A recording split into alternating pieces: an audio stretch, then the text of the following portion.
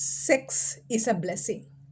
Unfortunately, countries like Sri Lanka, there is no, it is very shameful to talk about sex. And also, many people still they engage in sex to give birth to a child. So for them, they believe the sex is act for creation. But sexual pleasure is something very hardly we discuss about, and especially women, we don't even talk about sexual orgasm, sexual, anything related with sex, even sexual organs, even though we menstruate monthly and but we don't even share about that experience about what is happening with our sexual reproductive system. So woman's sexuality, for example, breast, when the woman breastfeed, it is accepted, but the same woman, if breast is seen, nipple is seen in any way, even through the clothes, it's seen as wrong. When a woman, when the tummy becomes big for when she is pregnant, and when the tummy is seen outside, like there is a like a umbilical is seen, it is accepted while she is pregnant. But when non-pregnant, and if the umbilical or any that, it's more sexy, it's not, it's a kind of seen as an object, like it's a for sexual desire for man, and the woman is blamed for showing off her tummy, or or breast or nipple or anything like that. So it is a very confusing even for women, because like breastfeeding is accepted, but then you can't show your breast other times, right? When you're pregnant, it's okay, if the part is outside, or even doing a vaginal examination with a male doctor is accepted. But if you open your legs to a man, it is wrong. So all these are the society, they have put that into us, and we are struggling because when we feel everything we do, it looks like wrong, it's bad. So for me, I really feel sex is something more connecting with our own self. Today, I'm connected with myself through me, by me. I'm content, I'm fine, I'm happy with myself. So, I have become that lover, that partner for myself. But life didn't start like that before. Especially when I left my ex husband, I was alone. I was feeling so it was like one of the hardest time in my life, like that loneliness. So even though I was working night shifts, because I knew that I can't fall asleep if I'm at home, but still there, when there is a day off, or things like that, it was not easy to survive through. So that was one uh, problem I had. Then the next problem is I needed a connection. So being separated, I have not got the legal document. So for me, I felt I can't have anybody in my life. And in Canada, actually, nobody doesn't look for this marriage or certificate, a divorce certificate. So that's a very free country, but I went with this Sri Lankan mentality. So for me, it was very difficult even to go on a date with a guy, because I felt like I'm sinning against God, because I'm still attached to my ex-husband, because I didn't get the legal document from him to be divorced or separated from him legally. Even though we were completely separated, we were completely out of touch, we didn't have anything to do with each other, but still there was so much shame that as a woman, to seek for other man or go out with another man. So, but I know that those moments, whoever I have met in that moment, was a blessing, because there are times in that being with that person, sexually becoming active with the person, was healing for my soul. I felt like I have somebody for my life, and it healed me in a deeper sense, because I was sexually abused as a child. So whole my sexuality was destroyed, or it was out of place.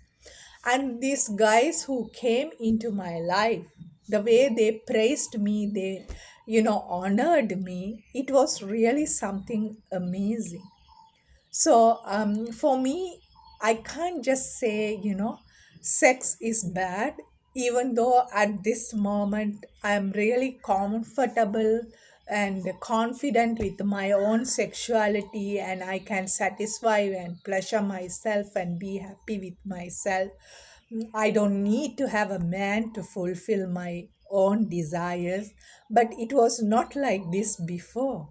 Before, I needed a man. I needed a man to lean my head on a shoulder, because I still remember saying, my head is too heavy. I can't handle all this pressure. I need somebody that I can put my head and rest. And I have met such people whom just I sat and I just need to put myself into somebody's lap or shoulder to release my tension and stress to move on in life. I needed hugs today, because of COVID. I learned to hug trees. So I can hug trees. I have Mimi, the teddy bear, to hug with. But before, I needed a man for hugging, because it was so like, I still remember I called people and, like, please, I need a hug. All I need just a hug, because I can't handle by myself. Just, and I felt like sometimes hugging just melts everything away from my life.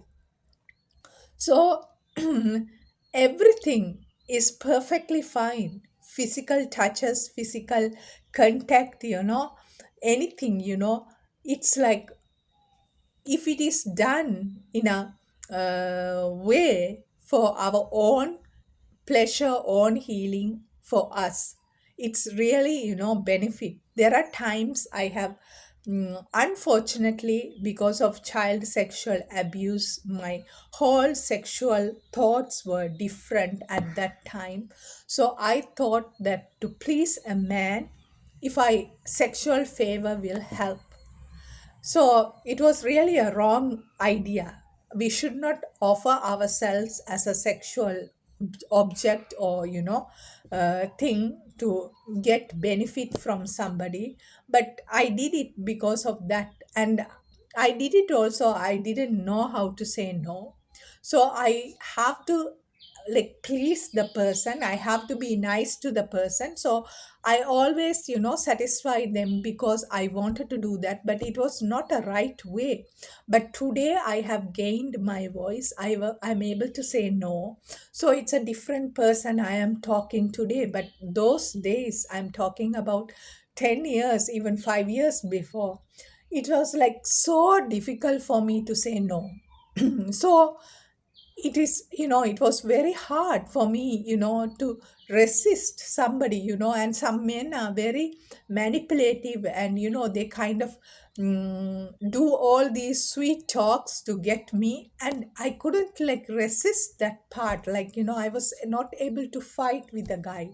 And also there are times I thought being sexually engaged will keep the man with me. That is a very bad, wrong thing. But I thought at that moment, like, that is the way to live with a guy. If I sexually be active with the guy, he will stay with me. But that's not true.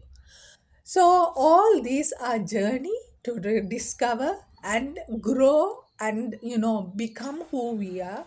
And today when I look back, I don't regret of the things which have happened, because that has made me to be who I am.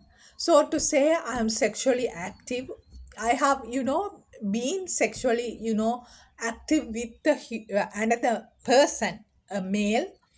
All these happened, and there's no shame to, hide there's no shame on these things, and there's no reason to hide these things from anybody, because sex is beautiful thing. It's, we don't understand the beauty, and we don't celebrate it in a beautiful way, and we don't get the right partner to celebrate together. But when we get it in a right way, it will be beautiful.